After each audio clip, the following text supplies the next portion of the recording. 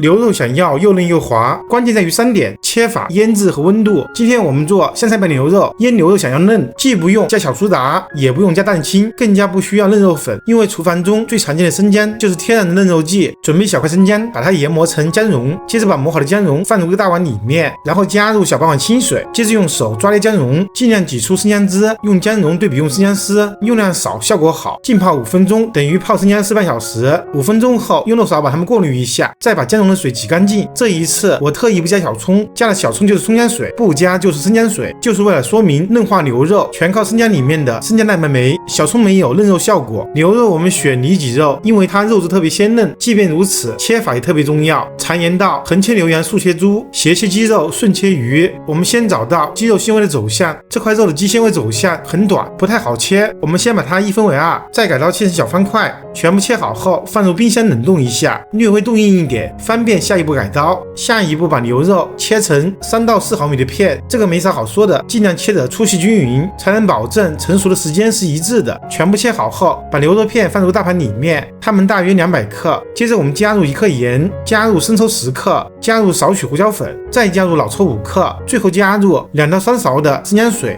然后用手不停地抓，把它们抓匀，让牛肉片可以把所有调味品吸收进去，同时相当于吸收了水分。专业的厨师通过快速的旋转搅拌，可以加入更多的生姜水，家里做就没有这个必要了。等到牛肉片吸干了水分，再加入多点的玉米淀粉，大约8克左右，然后抓匀，给牛肉片均匀的包裹上一层淀粉外衣，最后加入1勺半的植物油，充分抓匀，形成油膜，锁住水分，然后腌制个半小时，让生姜蛋白酶有足够的时间嫩化分解牛肉。等到腌制的时间，我们准备适量的香菜，先用刀把根部切掉，再改刀切成香菜段，全部切好后也放入个盘中备用，再切点黄瓜片备用，增加一些清脆的口感。下一步起锅烧水，水的量一定要多一点，开大火煮沸，可以加入几片姜，或者倒入全部的生姜水，接近沸腾的时候调成中小火，让锅中的水保持似开非开，只有中心的部分轻微的沸腾。再把牛肉片一片接一片的放入锅里面，每次下锅的地方尽量错开一下，不要让牛肉片卷在一起，一定要注意一下水温，不能低于85度，否则牛肉片就会发生脱芡。等牛肉片全部下锅后，先煮个10几秒，让表面充分糊化，把火调成中火，快要沸腾时再用勺子推动一下，一旦全部变色了，再煮个1分钟，然后关火添出来，放入个盘中备用。然后开始制作凉拌汁，准备一个大碗，加入多点的蒜末，再加入点辣椒面，加入点熟的白芝麻，浇上滚烫的热油，激发出它们的香味。有条件的话，加入适量的凉菜红油，再加入1大勺生抽，大约30克，再加入香醋10克，最后加入点糖，加入点味精，用勺子拌匀即可。再把牛肉倒入装香菜的盘子里面，加入黄瓜，加入小米辣，最后倒入料汁，用手充分拌匀就可以吃了。我是大厨阿斗，感谢您的观看，我们下个视频见。